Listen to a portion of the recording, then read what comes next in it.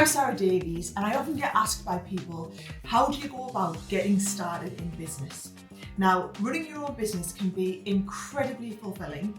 It is also an enormous amount of work. And what I always say to people is, don't think about running a business as being a career choice. It is more of a lifestyle choice.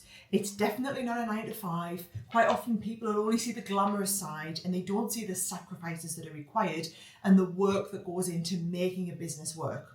However, it can be incredibly fulfilling if you do put that work in. So here are my top 6 tips on getting started in business.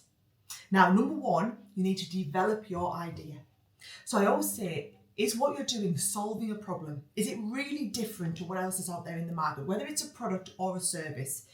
Is there a gap in the market for this? If there are several other people already doing this, why would we pick you? How is your idea different? And you need to really focus in on that gap in the market and on that hook, why you're different and unique. Number 2, the plan, okay? To fail to prepare is to prepare to fail, and you need that business plan, even if the plan is going to change. You know, quite often you start off with a plan and things will evolve as we go on. That's fine, but not having a plan to start with is a recipe for disaster. So think about, where do you want your business to be in 6 months or 12 months? Set some goals, some KPIs you'll hear, key performance indicators, something for you to strive to and for you to be able to measure against to see if you are progressing against the plan and if you're being successful. Think about those milestones. What are the key milestones that you can hit to know that you're in the right direction? Now, number 3, you need to register your business. You need to come up with a name, something that is really on brand for you, that's going to be recognizable, and then you want something that's going to be really memorable. First thing you want to do is you want to go and Google it. You want to make sure that other people don't have that name. It is a domain that you'll be able to register the website for. You want to check that you're going to be able to get social handles for that. You need to understand that this is a business that you can really build your brand around, and you're not going to have problems further down the line knowing somebody else already has that taken. Once we've got to that stage, you need to register your business at Companies House. Now, number 4, we need to think about finances. So I want you to think about, how much cash do you really need to get the business started? Are we bootstrapping this, or are we getting investment from somewhere to get started? What is the cash requirement of the business? And then where is that cash coming from? So are we looking at grants? Quite often there might be some government funding to help get you started. Are you putting your own personal money in here? Are you taking on loans or investment from family and friends? Are we looking to crowdfund the business? Think about the cash requirement, where it's coming in from, and then you must put together a cash flow plan, okay? People always say in business, turnover is vanity, profit is sanity, but cash is king. I've seen many great businesses be fantastically profitable, but not have the cash to really fund the growth they're going after. Number 5, build your brand. Your brand is your identity. It's not just your logo. People often think, I need to get the logo right. It's not just your logo. It is the values that your company is going to be based upon.